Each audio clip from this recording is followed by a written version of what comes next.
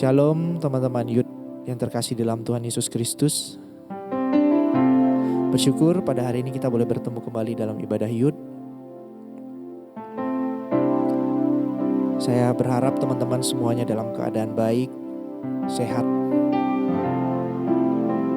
Mari sebelum kita memulai ibadah kita mengambil waktu teduh sejenak. Kita tutup mata kita tundukkan kepala kita ambil waktu saat teduh.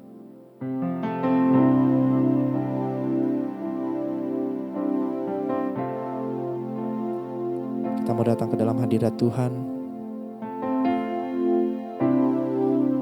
Kita mau bersyukur buat semua kebaikan Tuhan dalam kehidupan kita.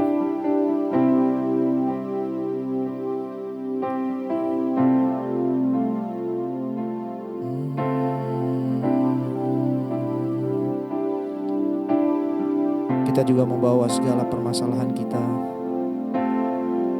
segala khawatir kita, segala perkara kita mau serahkan di bawah kaki Tuhan Yesus.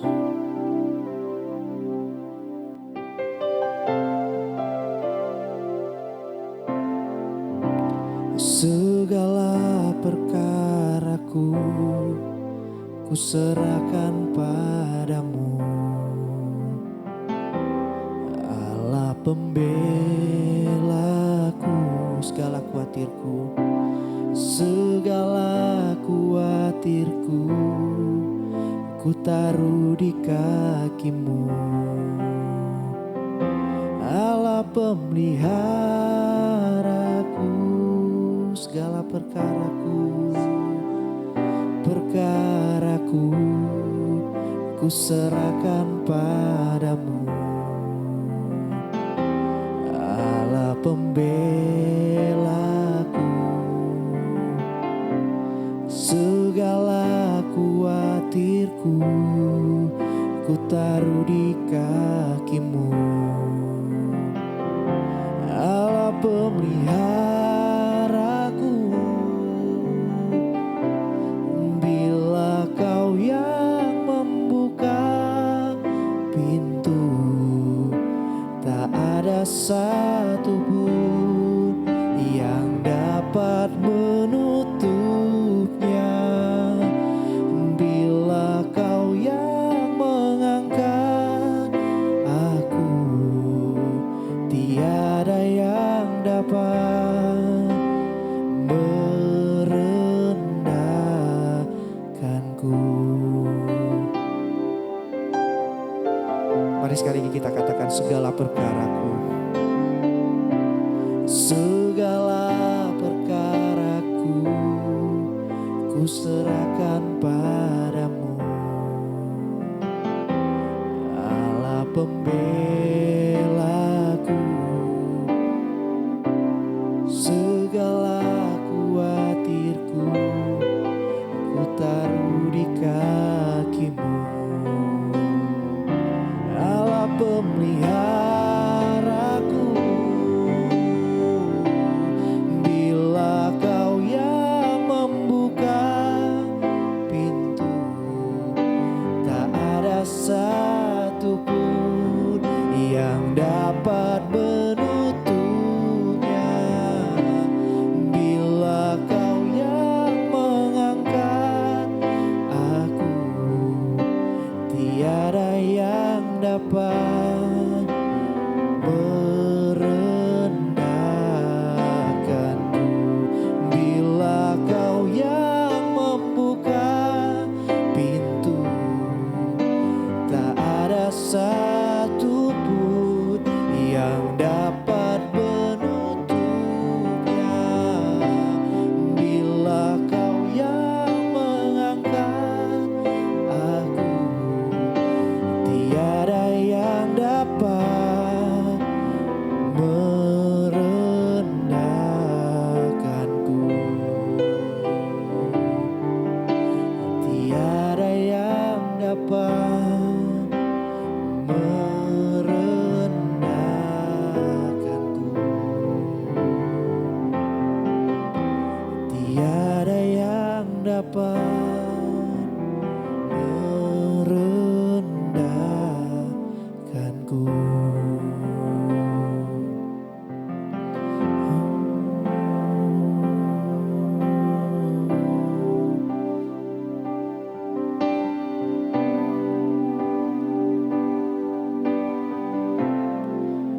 Terima kasih Tuhan buat penyertaan-Mu bagi setiap kami sepanjang hari ini Tuhan. Masih memberikan kami kekuatan, kesehatan, serta nafas kehidupan. Kami bersyukur kepadamu Tuhan. Pada malam hari ini kami datang ke hadirat-Mu Tuhan. Kami mau menyembah, memuliakan nama-Mu Tuhan. Bahkan kami mau mendengarkan kebenaran firman-Mu Tuhan. Biar Engkau yang Roh Kudus-Mu yang penuh setiap hati kami. Berikan kami hati yang sungguh-sungguh ingin menyembah-Mu Tuhan. Mungkin kami sering menyakiti hati Tuhan. Mungkin kami juga melakukan kesalahan. Mungkin kami juga berbuat dosa Tuhan. Tolong ampuni segala dosa kesalahan kami. Layakkan kami datang ke hadirat-Mu Tuhan. Biar malam hari ini ibadah kami sungguh menjadi berkat. Tuhan pimpin ibadah kami dari awal hingga selesai ke dalam tangan-Mu. Biar Tuhan saja yang memimpin. Di dalam nama Tuhan Yesus kami sudah berdoa. Amin. Ya. Sebentar kita akan mendengarkan kebenaran firman Tuhan. Sebelumnya mari kita angkat satu pujian yang berkata, Bapa Engkau sungguh baik.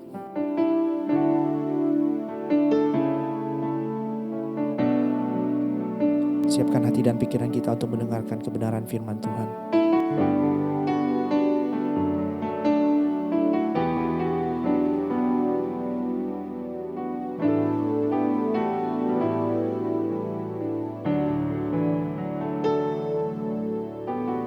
Katakan Bapa Engkau sungguh baik. Bapa,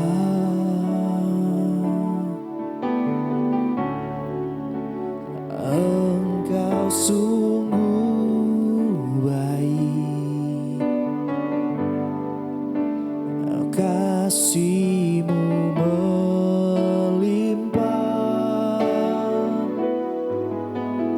di hidupku.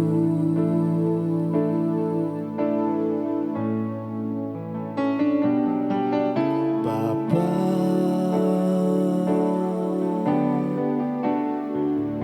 aku berterima kasih. Berkat-Mu hari ini yang Kau sediakan bagiku. Ku naikkan syukurku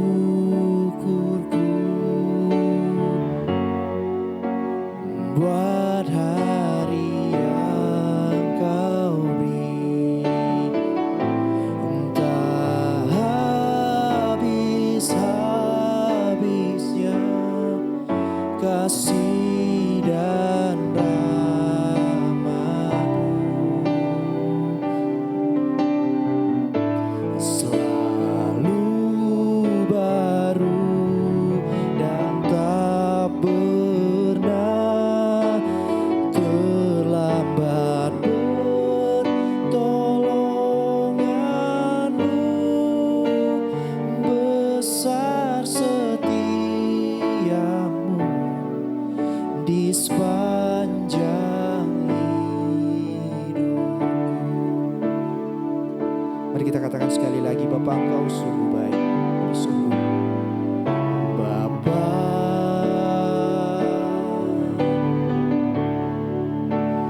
Engkau sungguh baik. Kasih-Mu melimpah di hidupku.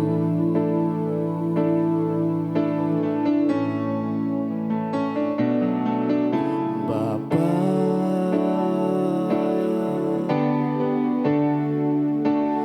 aku berterima kasih.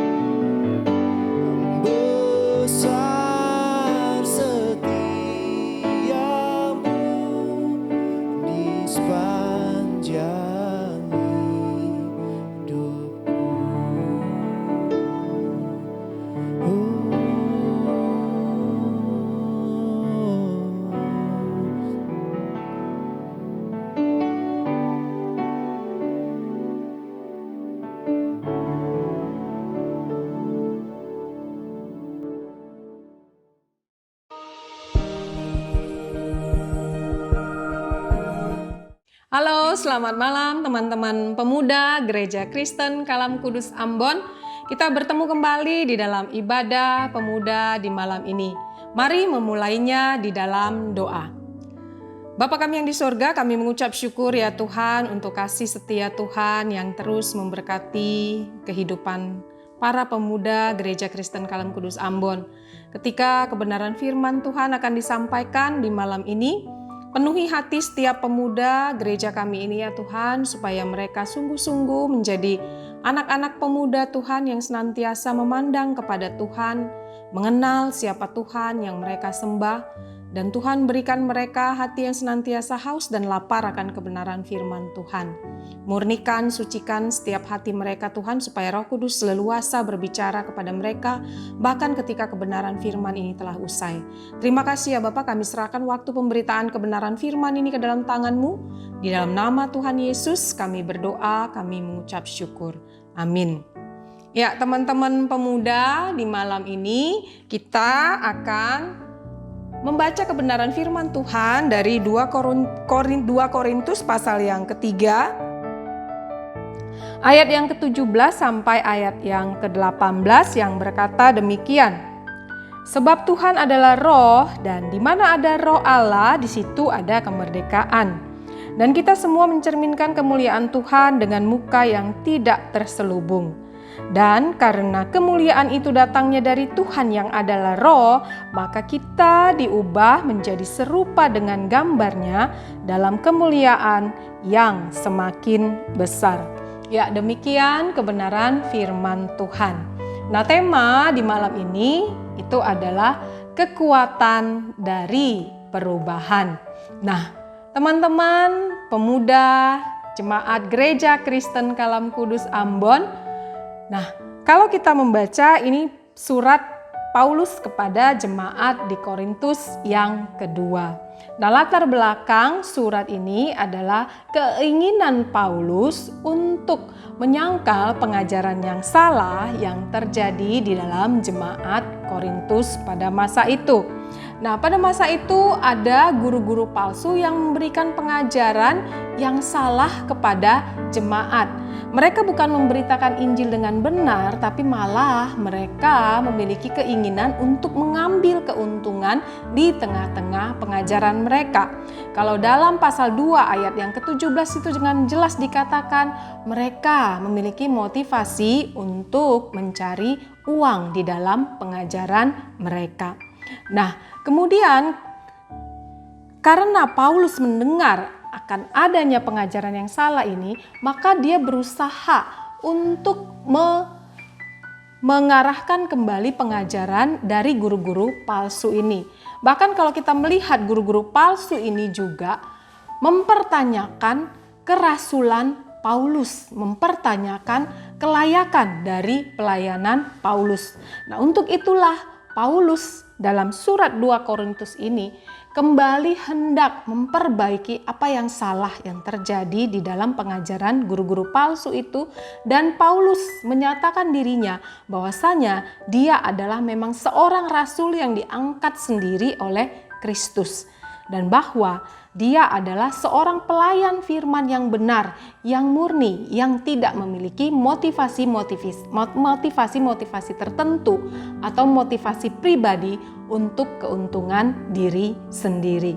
Nah, selanjutnya kalau kita melihat di sini, Rasul Paulus itu juga berusaha untuk memperbaiki paradigma yang terjadi di dalam jemaat gereja di Korintus. Nah, paradigma yang terjadi pada saat itu, mereka mengatakan bahwasanya keselamatan itu adalah karena mereka melakukan hukum Taurat. Nah, apa yang hendak diperbaiki Paulus? Kalau jemaat memiliki pemahaman perbuatan mereka, kesalehan mereka dalam melakukan hukum Taurat itu yang akan menyelamatkan mereka, maka mereka nantinya akan terjebak di dalam satu rutinitas ibadah yang sifatnya hanya lahiriah. Untuk itu Paulus ingin menegaskan bahwa Roh Allah saja yang memerdekakan dan mengubahkan orang yang percaya itu untuk menjadi semakin serupa dengan Yesus. Nah teman-teman, kalau kita melihat Sebelumnya di ayat yang ke-15 dikatakan bahwasanya orang yang masih terselubung hatinya itu adalah orang-orang yang masih keras hati, adalah orang-orang yang tegar tengkuk, sama seperti bangsa Israel di zaman masa Musa. Nah, ketika mereka mendengarkan kebenaran firman yang disampaikan oleh Musa, hati mereka tertutup, hati mereka terselubung oleh kekerasan hati mereka. Nah, berbeda dengan orang yang hatinya sudah tidak lagi terselubung. Hatinya itu sudah dibukakan. Dalam arti apa? Ketika mereka mendengarkan kebenaran firman Tuhan, mereka oleh kuasa Roh Kudus dibukakan hatinya untuk tidak mengeraskan hati mereka, tapi Roh Kudus yang mengarahkan mereka untuk mau tunduk, mau taat kepada kebenaran firman Tuhan. Roh Allah itulah yang membuat orang itu merdeka, sehingga dengan leluasa Roh Kudus itu bekerja, mengarahkan orang-orang percaya itu untuk melakukan apa yang benar di hadapan Tuhan. Dan Roh Kristus itulah, Roh Kudus itulah yang memerdekakan orang tersebut, sehingga orang tersebut bisa melakukan apa yang semakin serupa dengan Yesus. Orang-orang yang sudah dibukakan selubungnya itu dikatakan adalah orang-orang yang merdeka. Apa maksudnya orang-orang yang merdeka? Ya, sama seperti bangsa Indonesia. Bangsa Indonesia ketika dulu ya kita mengalami penjajahan, baik itu penjajahan Belanda, penjajahan Jepang, bangsa Indonesia itu tidak bisa bebas melakukan apapun. Bangsa Indonesia harus melakukan apa yang dikehendaki oleh si penjajah. Nah, orang yang merdeka adalah orang yang bisa bebas mengerjakan apa yang dikehendakinya. Dan orang yang sudah dimerdekakan di dalam Kristus, dia bebas melakukan apa yang dikehendaki oleh Tuhan. Karena dia sudah bebas dari belenggu si iblis. Kalau orang yang masih terselubung, masih dibelenggu oleh si iblis, dia tidak bisa berkata apapun. Karena apa? Karena iblis yang menguasai. Tetapi ketika seseorang sudah dimerdekakan oleh Roh Kudus, orang tersebut bebas untuk melakukan apa yang menyenangkan hati Tuhan. Nah, demikianlah orang yang mengalami kemerdekaan di dalam Kristus. Nah, orang yang mengalami kemerdekaan di dalam Kristus itu hidupnya akan terus mengalami transformasi, hidupnya akan terus mengalami perubahan. Nah, kalau kita membaca kata di sini yaitu berubah, itu yang dipakai adalah metamorfose. Kalau kita melihat, kita sudah pernah belajar tentang metamorfose dari kupu-kupu. Kupu-kupu itu pada awalnya itu adalah berupa telur. Dari telur berubah menjadi larva. Dari larva itu berubah menjadi pupa. Dan dari pupa berubah menjadi kupu-kupu dewasa yang sangat indah. Dan demikianlah hidup orang yang sudah dimerdekakan dalam Kristus.